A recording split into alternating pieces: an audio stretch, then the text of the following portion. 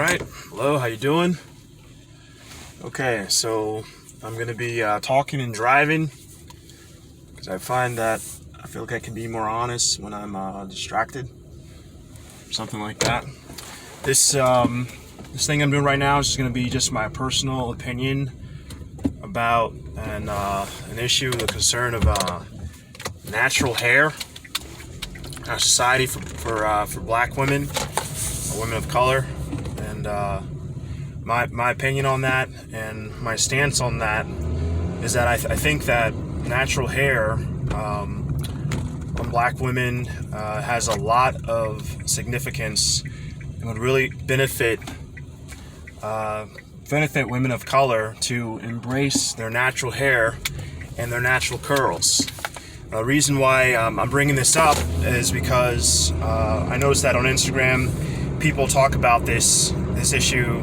Oh, they talk about this a lot, and there's a lot of people who seem to be for Black natural hair, and then there's people who are against it, or they defend weaves. They defend Black women getting weaves and trying to look like or imitate the hair of another race of female that is actually not them.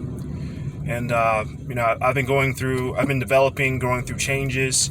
I'm actually going through my own natural hair process, and I say that even though being a male is not the same as a female, but for Black men, they tell us that to cut our hair completely off, and we get like our little we get like no hair, and we get our little brushes and our little fades, and get our little lineup, and you can see my scalp throughout my entire scalp. And I'm thinking somehow that that's cool, or that's professional, or that's the standard that I'm supposed to be trying to reach. I mean there's other people out there there's other Black men out there who can do different things with their hair, but a lot of us, and we're told by the adults, we're told by the schools, we're told by mothers and fathers, oh, your hair has to look neat, it has to look appropriate, because your natural hair is naturally offensive and naturally unkempt, and you just don't look right with growing your hair. Now, to get back to my issue with some of the Black women not embracing their natural hair and their natural curls, is that you look more beautiful when you're not imitating. You're not imitating yourself, when you're not trying to look like other women, because it really holds you back as far as how people see you and your standards of beauty, because they know that you're trying to imitate others. You're imitating others. You're imitating Latino women, European women, definitely, and you're trying to say that your natural hair that grows out of your head differently than theirs, that you feel that your hair isn't up to par and you're not as pretty.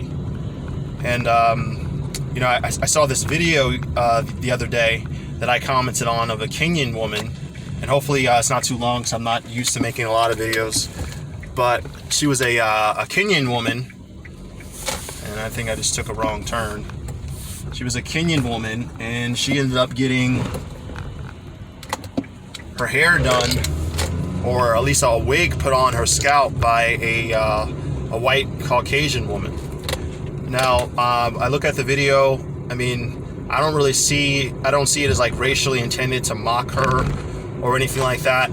But what I did see is that the woman seemed, she had like zero hair on her head, and a little bit of hair that she did have. And I mean, this woman was beautiful. Truthfully, I mean, I was looking at her face. Her face was very African, very Afrocentric, and I'm telling you, like, looking at her, I mean, she had naturally, her eyes were, I think they were like gray or like really hazel, and she was a very dark skin complexion woman. And I thought she was bad. She looked better than the white chick, doing her hair with the long flowing golden locks. But on top of her head, she had painted a little bit of hair that she did have, she dyed it pink. And I'm looking at her hair, look like it's like fuzz on top of her head, and it's so dry and dehydrated. I don't understand why she didn't learn to make her hair grow. I mean, there's a lot more that goes into it, and I don't know if it grows as fast, but it has to be hydrated. So what bothered me was not that she was doing that, because you have the choice to do whatever you want with the hair that is put on top of your head, or I mean, I have some my own religious views about the extent of what you can modify your body and do to your body, because I don't believe that your body is completely entirely your own. You're not supposed to mess it up for the sake of beauty. But she needed to know how to hydrate it, and she was just so happy. You could see her change of, look at me, I'm beautiful now. I have long, straight black hair that looks fake and looks like it doesn't come out of my hair, and I'm imitating another race of woman with my long, straight black hair that looks like it came from Party City, and I feel so beautiful about myself. And their smile was so huge, when the best, like, she would have looked if she grew her hair out naturally, natural curling, looks like it comes out of her scalp, that she did not buy it in a store. That's truly beautiful. And I'm gonna just wrap up this opinion that I have, because I'm long-winded, opinionated person, is that not only your natural hair, not only does it say that you embrace your beauty, you are comfortable with yourself, but it's like a bit of attraction where for men looking at you, that you have confidence in who you are. And confidence is sexy on every individual when they're carrying it. If you're walking with confidence in your hair, and you're putting out there to the world, and you're putting out that energy, you're saying that I know that I am beautiful. I know that I'm beautiful.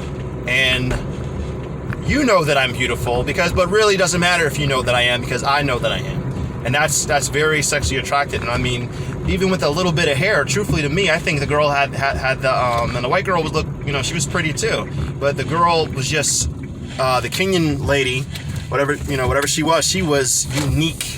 And that's the thing, is when you put white hair, or you put whatever another culture, race of hair on your head, you lose your uniqueness. You're no longer unique. You become like everyone else, and God has made you different. You're different from everyone else. Like, you made your hair different from everyone else. So I'm just saying that embrace yourself, embrace who you are. I'm trying to embrace myself. I do plan on getting my hair coiled and letting my hair grow to dreadlocks as my natural hair, because I'm not ashamed of who I am. I'm African American. God has made me that way, and just trying to put some positive flow into people.